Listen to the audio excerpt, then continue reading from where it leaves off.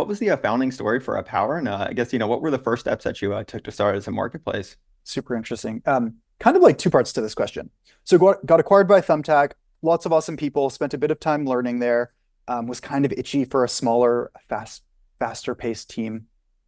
So Brandon and I, who'd worked together et cetera, started experimenting with different businesses. And we had a bit of a process here. We would every week we'd meet, we'd like pitch each other on ideas until the other person was excited.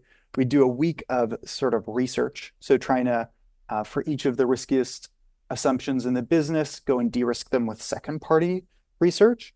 And then if we were excited about the business still, we'd spend a week, or sorry, a month just pretending we were actually launching the business.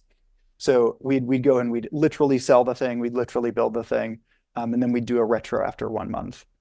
And we'd done this for a few different businesses, and it was really useful because it gave us a feeling for what a hard business felt like. There are certain things that at one point we were trying to sell hotels on letting us turn their gym space into like a collective membership. So like you could have a gym at any city in the world.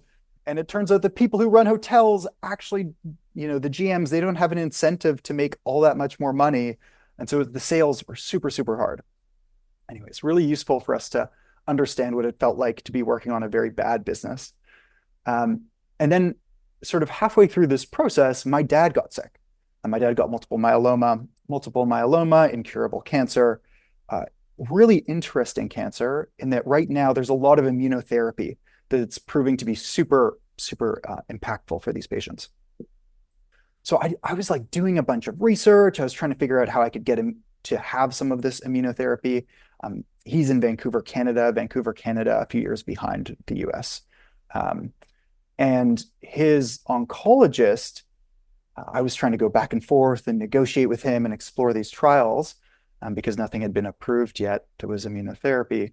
And the oncologist got really frustrated and sort of demanded that we proceed with the treatment he recommended. And that was really rough for a few reasons. One, my dad responded super poorly to it.